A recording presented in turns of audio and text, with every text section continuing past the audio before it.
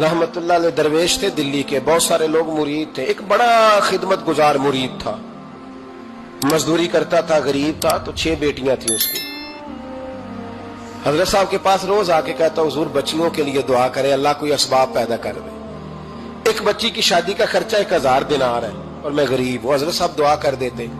खानका शरीफ के थोड़े ही फासले पर हजरत जहां बैठ के मुरीदों की तरबियत करते थे, उससे थोड़ा ही फासले पर ना एक ईसाई रहता था, बड़ा मालदार था, बड़ी सारे ऊंट, गायें, भेड़, बकरियां रखी हुई थी और हजरत शरफुद्दीन रहमतुल्लाह अलैह की बड़ी मुखालफत करता था। और ये जो आपका गरीब मुरीद था, ये उसका पड़ोसी था। एक दिन बुला के ना उनको कहने लगा कि तू किधर जाके जो है वो टकरे मार रहा है, वहां से कुछ नहीं मिलने वाला। वो तुझे क्या देंगे जिनकी खानका खुद चंदे पे चलती है, मदरसा चंदे पे चलता है, मस्जिद चंदे पे चलती है, तेरी बेटी का मामला कहां हल होगा? तो उस दरवेश ने कहा कि तू मेरे पीर को नहीं जानता, तू अजय मेरा महबूब नहीं डिठा, तो पता नहीं ना, तू इस रस्ते का मुसाफिर नहीं, तू नहीं जानता, उनका बस चले ना तो वो हर कीमत में मेरी बेटियों की शादी करा दे।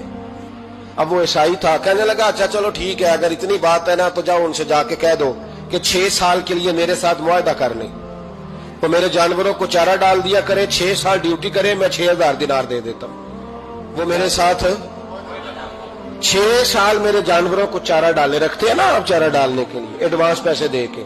अब तो लोग उन्हें भी गुलाम ही बना लेते हैं, बड़ी थोड़ी तनख्वाह देते हैं, जुल्म करते हैं, पूरा मुआवजा नहीं देते। हजरत शेख शरफुद्दीन के बारे में वो कहने लगा, जब अपने पीर से जाके कह के मेरे जानवरों को 6 साल चारा डाले, मैं 6000 दे देता हूं, तू जो कहता है हर कीमत पे जाने को तैयार है। उसने जब ये बात की तो मुरीद ने नाराज हो गया, वो लड़ाई हो गई, गिरबान पकड़ लिया, झगड़ा हुआ, बात बड़ी दूर गई। इस तरह की बात करता मेरे हजरत के बारे में, तेरे जैसे कई मैं वहां काम पे रखा दूं। जब वो बड़ी बहस हुई, बात मोहल्ले में, इलाके में फैल गई, दुनिया ने सुन ली, तो शेख शरफुद्दीन तक भी पहुंच गई। इस तरह झगड़ा हुआ है। लोग सो गए इशा की नमाज के बाद। हजरत साहब ने ना सर पे कपड़ा लिया, उस ईसाई के दरवाजे पे दस्तक दी, वो बाहर आया, फरमाने लगे लोग तो सोच समझ के मुलाजम रखते हैं, तूने भी तो सोच ही लिया होगा, तभी तो मुझे ऑफर की है। तू अपनी ऑफर पे कायम है? वाकई मुझे रख लेगा और 6000 दिनार दे देगा? कहने लगा जा बाबा काम कर अपना। फरमाया नहीं, तूने इतने लोगों में बात की, इतनी बहस हुई, तो कायम है? कहने लगा मैं तो कायम हूं, पर आपने नहीं कायम रहना। फरमाया मैं सोच समझ के आया हूं। उसने कहा आप ड्यूटी करेंगे, भैंसों को चारा डालेंगे? फरमाया एक शर्त, बस जब अजान हो जाए ना तो मुझे रब की नमाज पढ़ने की इजाजत दे देना, बाकी सुबह शाम जो तू कहेगा। अगर उस गरीब की बेटियां ब्याही जाए तो मुझे और क्या चाहिए? उसकी 6 बेटियों का बोझ है उसके सर पे, तू मुझे रख ले। अल्लाह अकबर। वो कहने लगा चले पे मेरे साथ खते बंदगी कर ले, आजकल हम स्टाम करते हैं, उस जमाने में खते बंदगी होता था, गुलामी का खत, काजी शहर के पास, यानी उसका ख्याल था कि चलो स्टाम की बात करूंगा तो भाग जाएंगे। फरमाया चल मैं तैयार हूं। काजी तक गए, तय हो गया, 6000 दिनार दे दिए। हजरत ने मुरीद को बुलाया, फरमाया पुत्र ये ले जा मेरी बेटियों को रवाना कर दे। कहने लगा हुजूर ये क्या कर रहे हो आप, कुछ सोचे? फरमाया यार जब तुझे बेटा बना लिया तो फिर मेरी पोतियां तो लगती हैं ना, मेरा हक तो बनता है ना, जा जाके ड्यूटी कर, उनको ब्याह दे। बात फैल गई। बादशाह भी अकीदतमंद था, वो 12000 दिनार लेके पहुंचा। क्या बताऊं इन रब के बंदों का दिल कैसा होता है, क्या दर्द होता है, क्या रंग। 12000 दिनार लेके बादशाह आया और आके हजरत को पेश किए का हुजूर आप दें इस ईसाई को, डबल दें और जाए काम करें।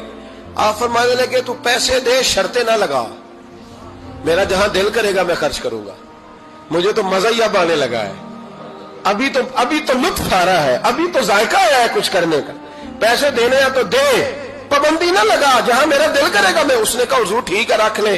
हजरत ने फजर मस्जिद में पढ़ी, जेब में 12000 दिनार थे, ऐलान फरमाया भी किसी और की बेटी भी बैठी है तो पैसे मेरे पास है। वो 12000 दिनार भी बांट दिया और 12000 दिनार बांट के ना तो फिर चले गए खेत में चारा काटने।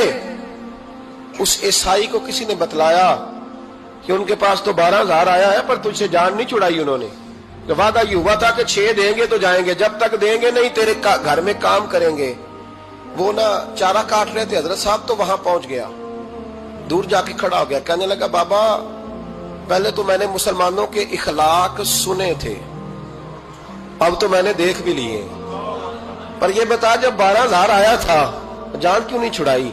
تو حضرت چارہ کاٹتے کاٹتے رو پڑے، فرمانے لگے تو نہیں نہ جانتا یہ بیٹیاں سانجی ہوتی ہیں، پتہ نہیں نا؟ میرے رسول پاک نے تو حاتم تائی کی بیٹی کے سر پہ کپڑا رکھ کے کہا تھا بیٹیاں برابر ہوتی ہیں، تو یہ نہیں پتا جب اس کی 6 بیٹیوں کی شادی ہوئی ہے میرے اندر روحانیت کتنی بڑی ہے۔ فرمایا پھر 12,000 آیا ہے تو 2-4 بچیاں پھر گئی ہیں، تجھے نہیں پتا میں اندر سے راضی کتنا ہوں، میں تیری نوکری کرتا رہوں گا، پتہ نہیں اللہ کتنی بیٹیوں کو بیاہ دے گا۔ اتنا رویا وہ عیسائی کے پیروں میں بیٹھ گیا، کہنے لگا بابا میں نے تیری مخالفت کی ہے پر تیرے قریب آ کے پتہ چلا ہے کہ تو بہت اونچے اخلاق کا مالک ہے، اور اگر تیرا یہ مقام ہے تو تجھے اخلاق سکھانے والے محمد عربی کی شان کتنی ہوگی۔ ظالم کی بولیے جاتے نہیں لوگ جھوٹے گواہ بن کے، وکیل صاحب کو نہیں پتا ہوتا کہ یہ بندہ مجرم ہے جو میرے پاس آیا، کیا مجرموں کے وکیل نہیں ہوتے؟ بولے تو اس کو پتا نہیں ہوتا وکیل صاحب کو کہ یہ صاحب مجرم ہے، میرے پاس مقدمہ لے کے آئے، اور اگر بے ادبی نہ ہو جائے تو میرا خیال ہے قاضی عدالت کو بھی پتا ہوتا ہے کہ مجرم کون ہے اور مظلوم۔ میرے نبی پاک صلی اللہ علیہ وسلم نے اس قدر زیادہ سختی فرمائی اس مسئلے میں، فرمایا جس کو پتا تھا کہ فلاں آدمی ظالم ہے، ظلم کر رہا، پھر وہ ظالم کا گواہ بنا یا اس نے ظالم کی مدد کی، کتنی کی؟ شارحین لکھتے ہیں چاہے اس نے ایک جملہ بول کے کی، چاہے ایک، سارے بولیے، چاہے ایک غریب کو اس نے ظلم کیا تو کہتے ہیں علاج یہ سی، چاہے ایک جملہ بول کے کی، شارحین اس حدیث کی شرح میں لکھتے ہیں ایک جملہ بول کے چاہے مدد کی، جس بندے نے کسی ظالم کی مدد کی کسی مقدمے میں یا کسی صورت میں اور اسے پتا تھا یہ ظالم ہے، میرے نبی پاک صلی اللہ تعالی علیہ وسلم فرماتے ہیں اگر اس نے مدد کی، ابھی ظالم کی بات نہیں ہو رہی، ظالم کے مددگار کی بات ہو رہی، اگر کسی نے ظالم کی مدد کی تو حضور فرماتے ہیں خدا بھی اس سے بری ذمہ ہے، رسول بھی اس سے بری ذمہ ہے۔ سنبھال کے رکھے اپنی نمازیں، قربانیاں، حج، زکوٰۃ سنبھال کے رکھے۔ اگر ظالموں کا مددگار ہے، الیکشن آ لینے دے، آپ کو نظر آ جائے گا کون کون ظالموں کا مددگار ہے، نظر آ جائے گا۔ اپنی جیب سے لوگ پیسے دے کے ظالموں کی مدد کریں گے، ان کے فلیکس چھپوائیں گے، بورڈ لگوائیں گے، جیبوں سے پیسے دے کے۔ ہم نے خود آگ لگائی ہے چمن میں اپنے، بے سبب گردشی ایام کو الزام نہ دو، ہم نے خود نور کا ظلمت سے کیا ہے سودا، کر کے توہین سحر شام کو الزام نہ دو۔ ظالموں کے مددگار میدان میں آ گئے، یہ چھوٹا لفظ نہیں، میرے حبیب پاک صلی اللہ علیہ وسلم نے فرمایا جو ظالم کا مددگار ہے سن لے جو سجن کے ساتھ کچہری جاتا ہے، وہ یاد رکھے جو دوست کا گواہ بنتا ہے، وہ یاد رکھے جو کہتا ہے میں مانگی گیا تھا، مجھے بلایا گیا تھا قبضہ چھڑانے کے لیے کسی غریب بیوہ کی جائیداد پہ، کب وہ سن لے تو مدد کر کے نہیں آیا، تو خدا کے ذمے سے نکل گیا ہے۔